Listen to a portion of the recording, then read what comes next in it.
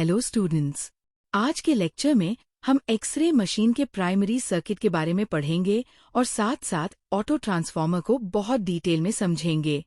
ये topic theory exams, Viva और practicals तीनों पॉइंट ऑफ व्यू से बहुत ज़्यादा इम्पॉर्टेंट है, इसलिए आप सब ध्यान से सुनिए और इम्पॉर्टेंट पॉइंट्स नोट करते चलिए। अगर हम एक्सरे मशीन को ओवरऑल देखें तो इसमें 3 मेजर सर्किट्स होते हैं।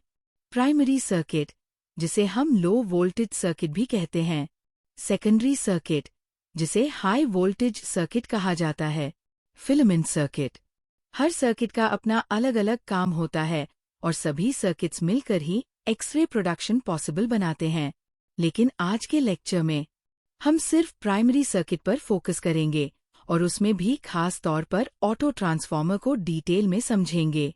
याद रखिए, प्राइमरी सर्किट एक्सरेज नहीं बनाता, लेकिन एक्सरे प्रोडक्शन के लिए जरूरी कंडीशंस को सेट करता है। आने वाले लेक्चर्स में हम सेकेंडरी सर्किट और फिलामेंट सर्किट को भी डिटेल में पढ़ेंगे।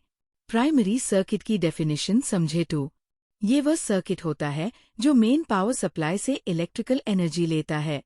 ये एनर्जी को कंट्रोल और मॉडिफाई करता है और फिर उसे हाई वोल्टेज ट्रांसफार्मर को सप्लाई करता है। एक बात हमेशा याद रखिए, प्राइमरी सर्किट का काम एक्सरेज बनाना नहीं होता। प्राइमरी सर्किट का काम एक्सरे प्रोडक्शन के लिए कंडीशन सेट करना होता है। मतलब ये सर्किट सिर्फ मशीन को रेडी करता है, एक्सरेज को डायरेक्ट प्रोड्यूस नहीं करता। ये सर्किट लो वोल्टेज पर काम करता है, लगभग 220-240 वोल्ट्स होता है, इसीलिए इसे लो वोल्टेज सर्किट कहा जाता है। अब कंक्लूजन समझे तो प्राइमरी सर्किट मतलब पावर लेना, उसे कंट्रोल करना और आगे के सर्किट को देना। अब ध्यान से सुनिए प्राइमरी सर्किट के कंपोनेंट्स के बारे में। सबसे पहले बात करते हैं मेन पावर सप्लाई की। एक्सरे मशीन को बिजली हॉस्पिटल या क्लिनिक की एसी मेन सप्लाई से मिलती है। आमतौर पर ये 220-240 वोल्ट 50 हर्ट्ज एसी सप्लाई होती है। यही सप्लाई सबसे पहले प्राइमरी सर्किट में आती है। प्राइमरी सर्किट का काम ये है कि वह इस पावर को सीधे आगे न भेजकर पहले कंट्रोल और रेगुलेट करे। अब आते हैं ऑन और ऑफ स्विच पर। ये स्विच मशीन को स्टार्ट और स्टॉप करने के लिए होता है। जब हम स्विच ऑन करते हैं तो सर्किट कंप्लीट हो जाता है और मशीन काम करने के लिए रेडी हो जाती है। जब ऑफ करते हैं तो पूरी मशीन बंद हो जाती है। सेफ्टी और मेंटेनेंस के समय इसका बहुत इंपॉर्टेंस होता है। इसके बाद आता है फ्यूज या सर्किट ब्रेकर। ये एक सेफ्टी डिवाइस है। अगर किसी कारण से ओवरलोड, एक्सेस करंट या शॉर्ट सर्किट हो जाए तो फ्यूज मेल्ट हो जाता है या सर्किट ब्रेकर ट्रिप हो जाता है। इससे एक्सरे मशीन के एक्सपेंसिव पार्ट्स डैमेज होने से बच जाते हैं। अब हम बात करते हैं एक्सपोजर स्विच की। ये स्विच एक्सरे एक्सपोजर इनिशिएट करता है।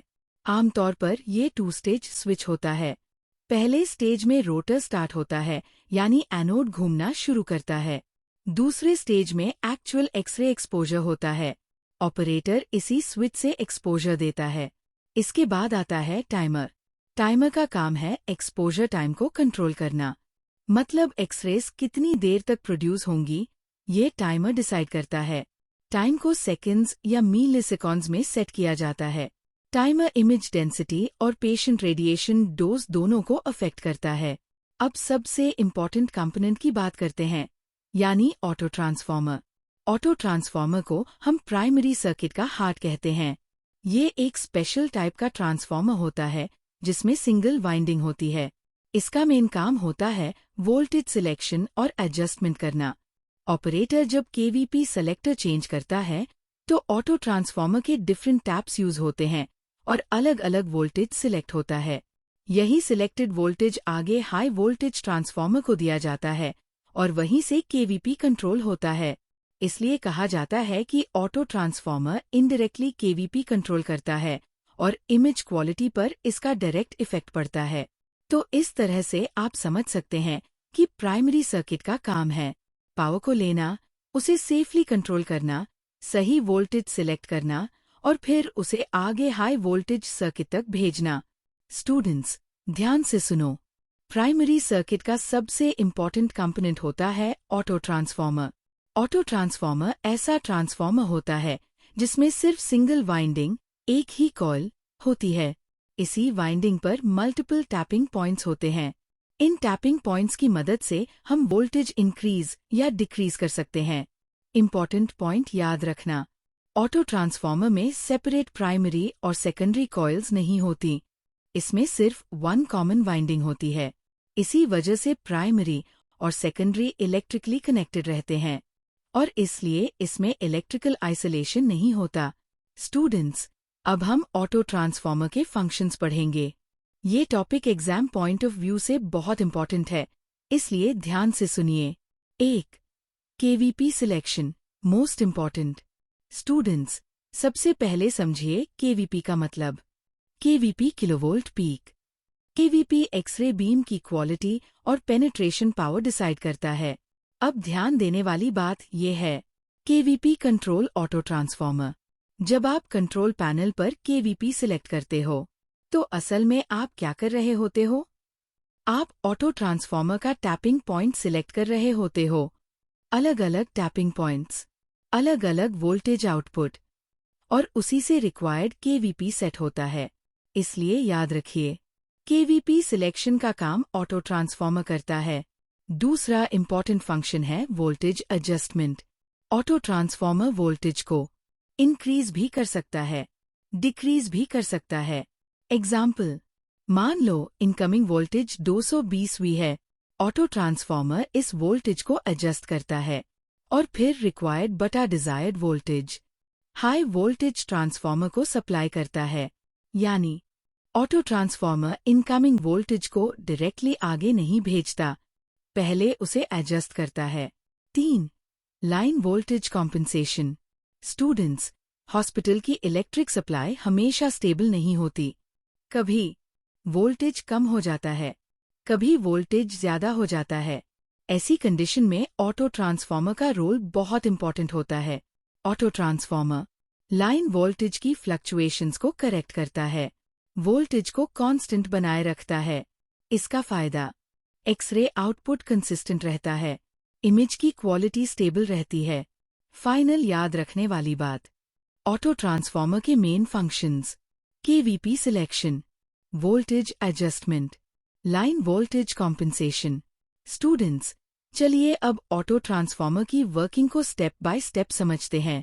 ये हिस्सा कॉन्सेप्ट क्लियर करने और एग्जाम के लिए बहुत इंपॉर्टेंट है। स्टेप 1, सबसे पहले AC main supply auto transformer में एंटर होती है।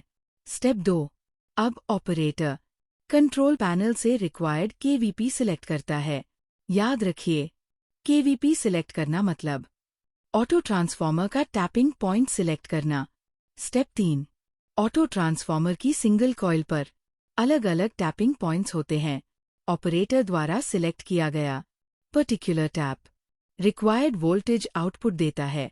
स्टेप 4, अब यह selected voltage high voltage transformer को सप्लाई किया जाता है।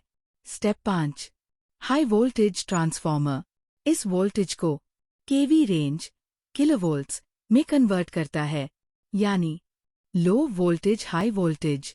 स्टेप 6, अंत में ये हाई वोल्टेज एक्सरे ट्यूब तक पहुंचता है और वहां एक्सरेस प्रोड्यूस होती है।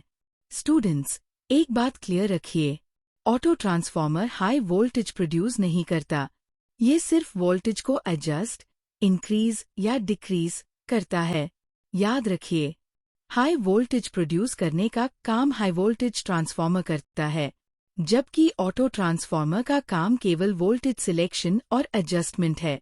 Primary circuit auto transformer important points: primary circuit low voltage circuit, यानी ये सीधे एसी मेन्स वोल्टेज 220 वी या 110 वी पर काम करता है। Auto transformer heart of primary circuit, ये प्राइमरी सर्किट का मोस्ट इम्पॉर्टेंट कंपोनेंट है। कंट्रोल्स केवीपी नॉट मा। ऑटो ट्रांसफार्मर एक्सरे बीम की क्वालिटी और पेनिट्रेशन पावर केवीपी को कंट्रोल करता है। ये ट्यूब करंट मा को कंट्रोल नहीं करता। Does not produce high voltage. Auto transformer सिर्फ वोल्टेज सिलेक्ट और एडजस्ट करता है, हाई वोल्टेज जनरेट नहीं करता। High voltage is produced by high voltage transformer. Auto transformer के आउटपुट को हाई वोल्टेज ट्रांसफार्मर हाई केवी रेंज में कन्वर्ट करता है और वही वोल्टेज एक्सरे ट्यूब तक पहुंचता है।